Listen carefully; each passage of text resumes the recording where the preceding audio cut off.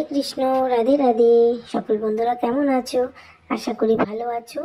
তো তোমাদের জন্য আজকে নতুন আরো একটি ভিডিও নিয়ে আসলাম। তো চলো শুরু করা যাক। একবার দেবী লক্ষ্মী ভগবান বিষ্ণুর সাথে দেখা করতে যান এবং বললেন, প্রভু, আমি যখন আপনার সাথে দেখা করতে আসছিলাম তখন আমার দৃষ্টি জগতের দিকে পড়ে। সেখানে আমি দেখলাম তিনজন নারী যারা নিজেদের মধ্যে বন্ধু ছিলেন। তাদের মধ্যে দুজন নারী বিধবা হয়ে দুর্বিষহ জীবনযাপন করছে, কিন্তু একজন নারী স্বামীর সাথে সুখী জীবনযাপন করছে। প্রভু, আমি কিছুতেই বুঝতে পারছি না যে এমনটা কেন হয়। তাই আমার মনে তিনটি প্রশ্ন উঠতে শুরু করেছে। আপনি এই তিনটি প্রশ্নের উত্তর দিয়ে আমাকে সন্তুষ্ট করার কৃপা করুন যাতে আমি বুঝতে পারি। তখন ভগবান বিষ্ণু বললেন, দেবী লক্ষ্মী, আপনি আমাকে তিনটি প্রশ্ন বলুন। আমি আপনার প্রশ্নের উত্তর দিয়ে আপনাকে সন্তুষ্ট করার চেষ্টা করব। তখন দেবী লক্ষ্মী বললেন, আমার প্রশ্ন, কোন নারীরা অকালে বিধবা হয়? আমার দ্বিতীয় প্রশ্ন, কোন নারীরা জীবনে কখনো সুখ পায় না? আমার তৃতীয় প্রশ্ন, কি এমন জিনিস যা স্ত্রী চাইলে ও স্বামীকে দিতে পারে না? দেবী লক্ষ্মী প্রশ্ন শুনে ভগবান বিষ্ণু বলতে লাগলেন, দেবী লক্ষ্মী, আপনি যে নারীদের কথা বলছেন তাদের মধ্যে দুজন নারী বিধবা হয়ে অসুখী জীবনযাপন করছে, কিন্তু যেখানে একজন মহিলা সর্বদা সদবা, সে তার স্বামীর সাথে সুখী জীবনযাপন করছে। আপনি জানতে চান কেন এমন হয়? তাহলে আপনাকে একটা পবিত্র গল্প বলি। আপনি যদি এই পবিত্র গল্পটি মনোযোগ দিয়ে শোনেন তাহলে আপনি আপনার তিনটি প্রশ্নের উত্তর এই গল্পের মধ্যেই পাবেন। তাই অবশ্যই মনোযোগ দিয়ে পবিত্র গল্পটি সম্পূর্ণ শুনুন। যে এই গল্পটি মনোযোগ দিয়ে শেষ পর্যন্ত শুনে আমি তার 32টি পাপ ক্ষমা করি। তখন মাতা লক্ষ্মী বলেন, প্রভু, আপনি গল্প শুরু করুন, আমি অবশ্যই মন দিয়ে শুনব। তখন ভগবান বিষ্ণু বললেন, হে দেবী, আপনি তিনজন মহিলার মধ্যে যে সদবা মহিলার কথা বলেছেন, তিনি স্বামীর সাথে সুখী জীবনযাপন করছে। সেই মহিলাটি আসলে একজন রাজার চাকরের স্ত্রী। সে চাকরের তার স্ত্রীর প্রতি পূর্ণ আস্থা ও ভরসা আছে যে তার স্ত্রী পবিত্রতা। তাই তিনি তার সহকর্মীদের কাছে বারবার তার স্ত্রী পতিব্রতার প্রশংসা করতেন। একদিন রাজা চাকর তার স্ত্রী এত প্রশংসা করলো যে এই খবরটি ধীরে ধীরে রাজার দরবারে পৌঁছে গেল। তখন রাজা সেই চাকরকে ডেকে বললেন, তুমি সবাইকে বলছো তোমার স্ত্রী পবিত্রতা, তোমার স্ত্রী কি সত্যি পবিত্রতা? রাজার কথা শুনে চাকর বলল, আমার পূর্ণ বিশ্বাস আছে এবং তার চেয়েও বেশি বিশ্বাস আছে যে আমার স্ত্রী সম্পূর্ণ পতিব্রতা। সেই সময় রাজার মহামন্ত্রী বলতে শুরু করে, আমি যদি তোমার স্ত্রীর পতিব্রতা ধর্ম নষ্ট করি তাহলে তোমার কি শাস্তি হবে? তখন চাকর বলল, আমার স্ত্রী পতিব্রতা ধর্ম ভঙ্গ করতে পারলে আমাকে মৃত্যুদণ্ড দেবেন, কিন্তু মহারাজ, মন্ত্রী মহাশয়, আমার স্ত্রী পতিব্রতা ধর্ম ভঙ্গ করতে না পারলে তার শাস্তি কি হওয়া উচিত? তখন রাজা বললেন, মন্ত্রীকে ও মৃত্যুদণ্ড দেওয়া হবে। মন্ত্রী সেই শর্ত মেনে নিলেন এবং চাকরকে জিজ্ঞাসা করলেন, আমি কি জিনিস আনবো যাতে আমি বিশ্বাস করতে পারি যে আমি তোমার স্ত্রীর পতিব্রতা ধর্ম ভঙ্গ করতে সফল হয়েছি? তখন চাকর বলল, মহামন্ত্রী, আমি আমার বিয়ের সময় একটি হাঁড়ির ও একটি সরা পেয়েছিলাম। আমার স্ত্রী সেগুলি খুব যত্ন সহকারে রেখেছে। বিবাহের লক্ষণ হিসেবে আপনি যদি আমার বাড়ি থেকে আমার বিয়ের সময় পাওয়া হাঁড়ি এবং সরা আনতে পারেন, তাহলে আমি বিশ্বাস করব আপনি আমার স্ত্রীর পতিব্রতা ধর্ম ভঙ্গ করেছেন। এখন এই শর্ত মেনে নেওয়ার পর মন্ত্রী শহরে গিয়ে এক মহিলার সাথে দেখা করেন। সে মহিলা ছিল খুবই দুষ্ট প্রকৃতির। সে সর্বদা একে অপরকে বেদ করার জন্য কাজ করতেন। মহামন্ত্রী জানতেন আমার কাজ এই মহিলা ছাড়া আর কেউ করতে পারবে না। অতঃপর সেই মন্ত্রী নিজের পরতার জন্য সেই দুষ্ট মহিলাকে ডেকে বললেন, দেখো, রাজার এক চাকরের সাথে আমার বাজি হয়েছে। এই বলে সে তাকে বাজির সব কথা বলল। তুমি যদি যেভাবেই হোক ওই চাকরের স্ত্রীর সাথে আমার যোগাযোগ করাতে পারো, আমি তোমাকে অনেক টাকা দেব। এইভাবে স্ত্রীর কথা শুনে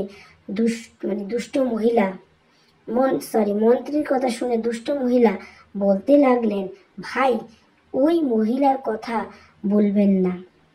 সেই মহিলা সম্পর্কে প্রতিব্রতা আপনার কথা বললেন সে আমার গায়ে থুতু ফেলবে এবং আপনার চামড়া খুলে নেবে। এরপর মন্ত্রী বললেন, ঠিক আছে, তুমি যদি আমাকে তার সাথে যোগাযোগ করাতে না পারো, তবে আমার জন্য একটা কাজ করো। তা বাড়ি থেকে হাঁড়ি এবং সরা চুরি করে নিয়ে এসো এবং যদি তার স্ত্রীর গোপন জায়গায় কোনো চিহ্ন থাকে তাহলে সেটাও দেখে এসো। এই কথাটা কাজটা করতে পারলে তুমি যা পুরস্কার চাইবে আমি তোমাকে দেব। তখন সেই দুষ্ট মহিলা বললেন, ঠিক আছে, আমি অবশ্যই আপনার কাজ করব। এরপর দুষ্ট মহিলা চাকরের বাড়িতে গিয়ে তার স্ত্রীকে বলে, বেটি, আমি তোমার স্বামীর মাসি, অনেক বছর পর এসেছি। তখন মহিলাটি বলল, তোমাকে আগে কখনো দেখিনি, তাই চিনতে পারিনি। এরপর সে পতিব্রতা নারী সেই দুষ্ট মহিলাকে সম্মানের সাথে আদর যত্ন করতে লাগলো। এইভাবে সেই দুটি মহিলা 2 দিন তার বাড়িতে অবস্থান করলো। এরপর একদিন সকালে যখন সে পতিব্রতা নারী স্নান করছিল, তখন সেই দুষ্ট মহিলা চোখ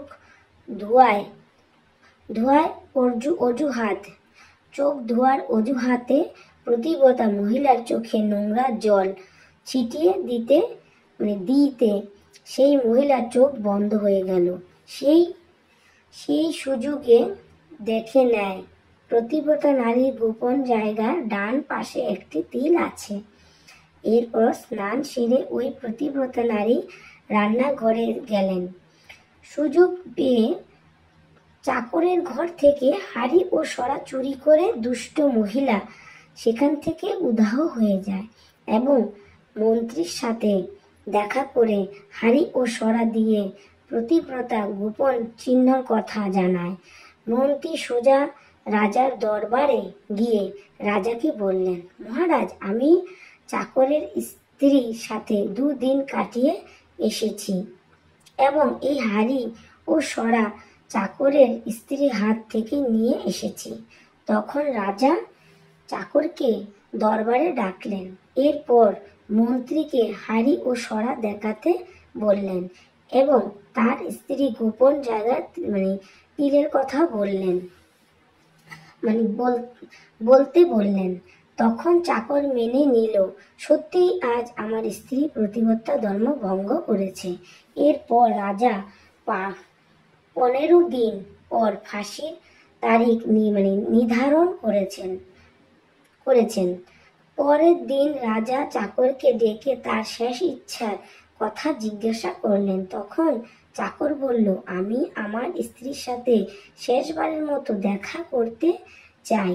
তখন রাজা তাকে হুকুম দিলেন, ঠিক আছে, তুমি তোমার স্ত্রীর সাথে শেষবারের মতো দেখা করতে পারো। চাকরটি তার বাড়িতে গিয়ে তার স্ত্রীকে বলল, তুমি আমার ভরসায় বড় বিশ্বাসঘাতকতা করেছ। আমি তোমার ভরসায় মন্ত্রীর কাছে এমন শর্ত দিয়েছিলাম যে আপনি যদি আমার স্ত্রীর পতিব্রতা ধর্ম নষ্ট করতে পারেন তাহলে আমাকে ফাঁসি দেবেন। এখন 15 দিন পর আমাকে ফাঁসি দেওয়া হবে। আমার সাথে বিশ্বাসঘাতকতা করে তুমি ঠিক করনি। তখন পতিব্রতা তার স্ত্রীকে সব বলল, কিন্তু সে বিশ্বাস করল না এবং রাজার দরবারে পৌঁছে গেল। তখন রাজা তাকে আবার কারাগারে বন্দী করলেন। অন্যদিকে চাকরের প্রতিব্রতা ও ধার্মিক স্ত্রী ঈশ্বরকে সম্মান করে নিজেকে ছদ্মবেশ ধারণ করে রাজার দরবারে গিয়ে রাজার কাছে নাচ দেখানোর অনুমতি চাইলেন। ওই মহিলাটি ছিল খুবই সুন্দরী। অন্যদিকে রাজারা এই সব খুব পছন্দ করেন, তাই রাজা অনুমতি দিলেন যে সকল মন্ত্রীরা উপস্থিত থাকবেন এবং সুন্দরীর নৃত্যের সম্পূর্ণ ব্যবস্থা করা হবে। তখন সমস্ত রাজা দরবার মহামন্ত্রী ও রাজা উপস্থিত ছিলেন এবং চাকরের স্ত্রী নাচতে শুরু করলেন। তখন রাজা সেই পতিব্রতা নাচ দেখে মুগ্ধ হয়ে বললেন, তুমি কি চাও? তখন সে চাকরের পতিব্রতা স্ত্রী বললেন, মহারাজের দরবারে এক চোর আছে যে আমার টাকা পয়সা সহ মূল্যবান জিনিস চুরি করেছে। আপনি তাকে মৃত্যুদণ্ড দিন। তখন রাজা বললেন, ঠিক আছে, বলুন আমার দরবারে কে চোর, তার নাম কি, আমি তাকে অবশ্যই মৃত্যুদণ্ড দেব। তখন সে চাকরের পতিব্রতা স্ত্রী বললেন, মহারাজ, আপনার মন্ত্রী চোর, তাকে মৃত্যুদণ্ড দিতে হবে। তখন মন্ত্রী বললেন, মহারাজের শপথ করে বলেছি, আমি ওর কাছ থেকে কখনো কিছু চুরি করিনি। আজ পর্যন্ত কখনো ওর মুখ দেখিনি। আমি কিভাবে চুরি করতে পারি? সাথে সাথে পতিব্রতা বলতে লাগলেন, মহারাজ, এই মন্ত্রী বলেছেন আমাকে চেনেন না। তাহলে আপনি তাকে জিজ্ঞাসা করুন এই হাড়ি ও সরা কোথা থেকে এনেছে। আমি আপনার সেই চাকরের স্ত্রী, আপনি যাকে ফাঁসির আদেশ দিয়েছেন। এই মন্ত্রী যদি আমাকে না চেনে তাহলে সে কিভাবে আমার পতিব্রতা ধর্ম নষ্ট করতে পারে? আপনি আমার নির্বতা, আপনি আমার নিরপরাধ স্বামীকে ফাঁসি দেবেন না। এই মন্ত্রী এক দুষ্ট মহিলাকে আমার কাছে পাঠিয়ে আমার গোপন চিহ্নের কথা জানতে পেরেছেন এবং সেই দুষ্ট মহিলার আমার ঘর থেকে হাড়ি ও সরা চুরি করে এনে মন্ত্রীকে দিয়েছেন। চাকরের পতিব্রতা স্ত্রীর মুখে সব কথা শুনে রাজা সেই দুষ্ট মহিলাকে ডাকলেন। তারপর সেই দুষ্ট মহিলা রাজার কাছে পুরো সত্যিটা স্বীকার করলেন, যার ফলে রাজা চাকরকে ছেড়ে দিয়ে মন্ত্রীকে ফাঁসি দেওয়ার আদেশ দিলেন। এরপর সেই চাকরের পতিব্রতা স্ত্রী রাজাকে বললেন, মহারাজ, আমি আমার স্বামীর নাম ও উচ্চারণ করি না। আমি কিভাবে আমার পতিব্রতা ধর্ম নষ্ট করতে পারি? বন্ধুরা, এরপর ভগবান বিষ্ণু বললেন, দেবী লক্ষ্মী, এখানেই আমার গল্প শেষ। এখন আপনি আপনার 3টি প্রশ্নের উত্তর শুনুন। আপনার প্রথম প্রশ্ন ছিল, কোন স্ত্রী অকালে বিধবা হয়। যে স্ত্রীরা স্বামীর নাম মুখে নেয় তারা অকালে বিধবা হয়, কারণ স্বামীর নাম নিলেই স্বামীর আয়ু কমে যায় এবং সময়ের আগে তাদের স্বামী মারা যায় আর তাদের অকালে বিধবা হয়ে দুর্বিষহ জীবনযাপন করতে হয়। আপনি যে তিনজন বন্ধুর কথা বলেছিলেন, তাদের মধ্যে দুজন ছিলেন বিধবা এবং একজন ছিলেন চাকরের স্ত্রী, যিনি একজন প্রতিব্রতা মহিলা ছিলেন এবং তিনি কখনো তার স্ত্রীর নাম উচ্চারণ করেনি। বাকি দুজন মহিলা তাদের স্বামীর নাম উচ্চারণ করেনি। বাকি দুজন মহিলা তাদের স্বামীর নাম ধরে ডাকতেন, যার কারণে তাদের স্বামীর আয়ু কমে যায় এবং তারপর উভয় মহিলারা অকালে বিধবা হয়ে যায় এবং আজ তারা অসুখী জীবনযাপন করছে। তাই মহিলাদের কখনোই তাদের স্বামীর নাম উচ্চারণ করা উচিত নয়। এখন আপনার দ্বিতীয় প্রশ্ন ছিল, কোন নারী জীবনে কখনো সুখ পায় না? যে মহিলারা তাদের স্বামীর অনুমতি ছাড়া কোনো তীর্থস্থানে যায় তারা জীবনে কখনো সুখী থাকে না এবং তারা কখনো তার স্বামীর ভালোবাসা পায় না। এরপর ভগবান বিষ্ণু বললেন, আপনার তৃতীয় প্রশ্ন ছিল, কি এমন জিনিস যা স্ত্রী চাইলে ও তার স্বামীকে দিতে পারে না? একজন চরিত্রবান নারী কখনোই তার স্বামীকে গালি দিতে পারে না। যে নারী গালি দেয় সে কখনোই চিত্রবান নারী নয় এবং সে নারী সর্বদাই দুঃখ কষ্ট ভোগ করে। এইভাবে সম্পূর্ণ গল্প শোনার পর দেবী লক্ষ্মী তার তিনটি প্রশ্নের সম্পূর্ণ রূপে সন্তুষ্ট হন এবং বলেন, প্রভু, বাস্তবে একজন ভালো চরিত্রের মহিলা কখনোই অসুখী জীবনযাপন করতে পারে না, কারণ দেবী লক্ষ্মী এমন বাড়িতে বাস করেন এবং সেই ঘরটি সর্বদা ধন সম্পদে ভরা থাকে। এই ধরনের মহিলারা সর্বদা তাদের ঘরকে স্বর্গ করে তোলে। তো বন্ধুরা, এই ভিডিওটি যদি আপনাদের ভালো লেগে থাকে তাহলে অনুগ্রহ করে আমাদের চ্যানেলটি সাবস্ক্রাইব করুন। ভিডিওটি ভালো লাগলে লাইক করুন আর বন্ধুদের সাথে শেয়ার করুন, কমেন্ট করুন আর কমেন্টে ভক্তি সহকারে লিখুন, জয় শ্রী হরি বিষ্ণু, জয় মাতা লক্ষ্মী। প্রিয় বন্ধুরা, ভিডিওটি শেষ পর্যন্ত দেখার জন্য অসংখ্য ধন্যবাদ। ভালো থাকবেন সবাই। রাধে রাধে।